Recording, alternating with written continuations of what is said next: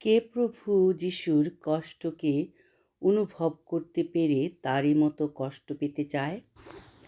প্রভু যিশুর হাতে পায়ে পেরেক মারার ক্ষতের কষ্ট, বুকের পাশে বর্ষার আঘাতের কষ্ট, কাটার মুকুটের কষ্ট।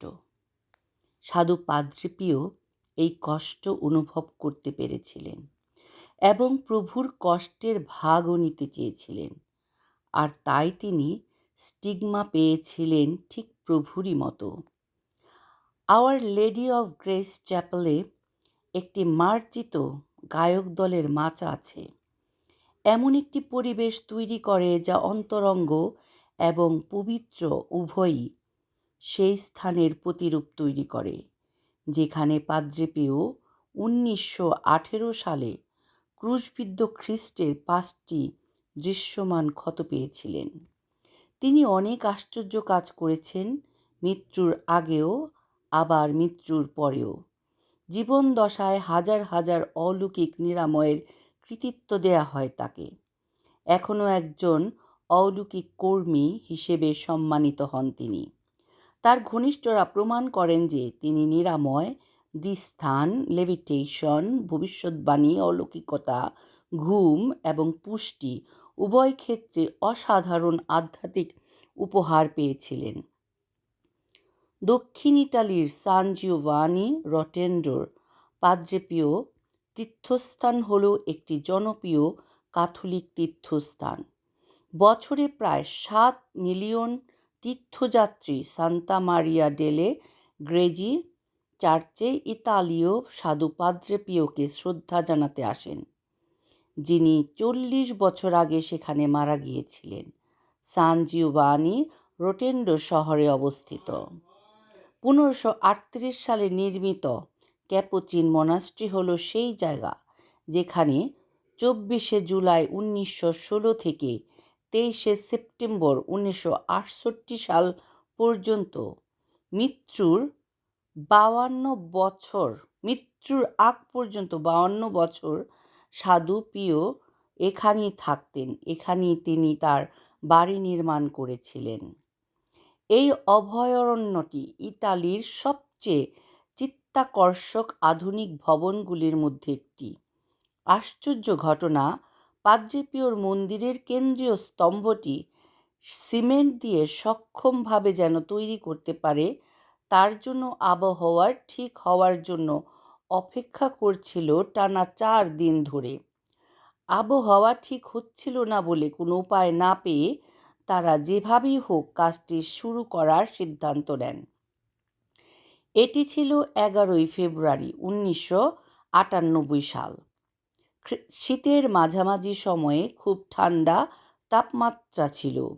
সবাই খুব চিন্তিত ছিল। যখন তারা সিমেন্ট দিয়ে স্তম্ভটি ভরাট করতে শুরু করে, হঠাৎ তখন আবহাওয়া অবর্ণনীয়ভাবে মৃদু হয়ে যায়। সেই প্রকল্পটি যখন শেষ হয়, আবহাওয়া আবার ঠান্ডা হয়ে যায়।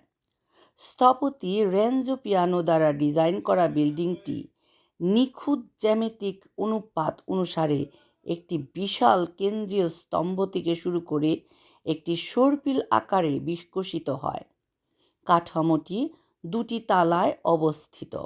নিচেরটি প্রতিটি 10 ডিগ্রির অংশে বিভক্ত এবং এতে প্রধানত সম্মেলন কক্ষ, তীর্থযাত্রীদের জন্য অভ্যর্থনা কক্ষ এবং পরিষেবা ক্ষেত্র রয়েছে।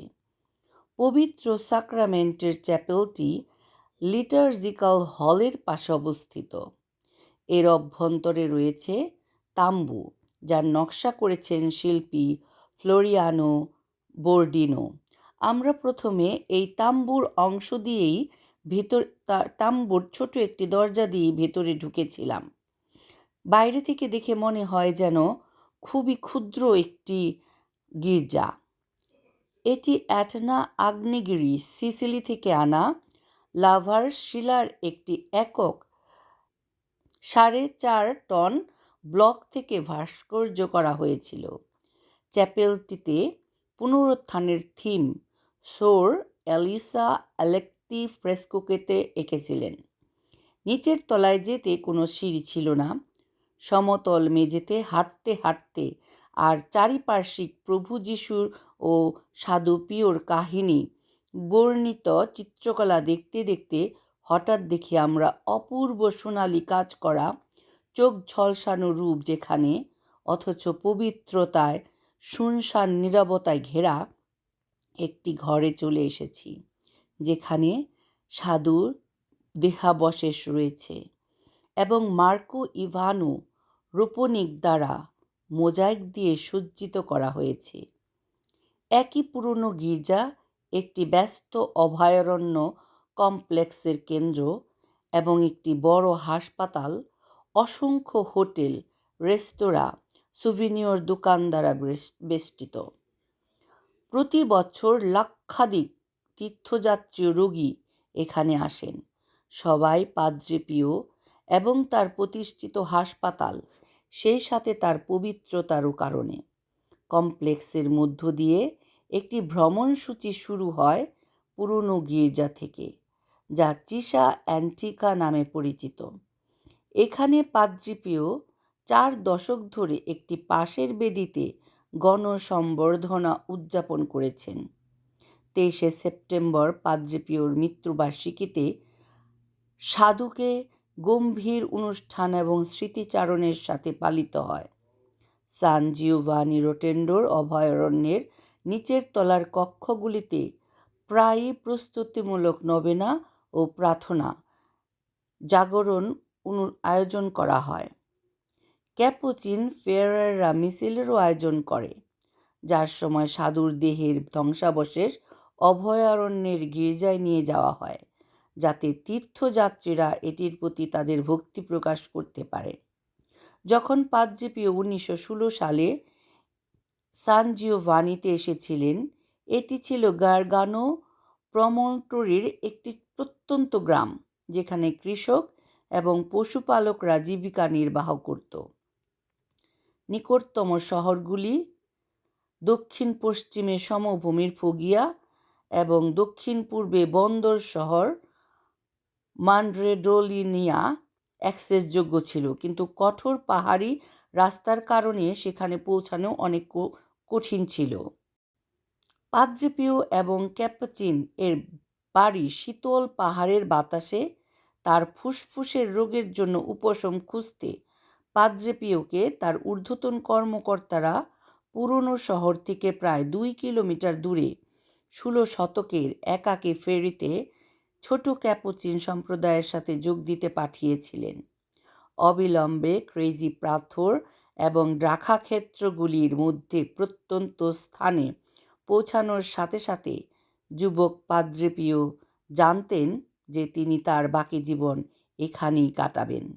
আজ সান জিওভানি রোটেন্ডো সম্পূর্ণরূপে রূপান্তরিত হয়েছে। 23শে সেপ্টেম্বর 1968 যখন পাদ্রি পিও মারা যান, তখন তার মৃতদেহ মূলত সান্তা মারিয়া দেলে গ্র্যাজির গির্জার নিচে ক্রিপ্টে সমাহিত করা হয়েছিল। পাদ্রি পিওর মন্দিরটি বিখ্যাত ইতালীয় ডিজাইনার রেনজো পিয়ানো ডিজাইন করেছেন। এখানেই সেই কেন্দ্রীয় আশ্চর্যজনক স্তম্ভ, এই সেই কফিন যেখানে পাদ্রি পিওকে সমাহিত করা হয়েছিল। পাদ্রি পিওর মৃত্যুর 40 বছর পরে তার দেহ আবার উত্তোলন করা হয়েছিল। সাধুর হাতে স্টিগমা।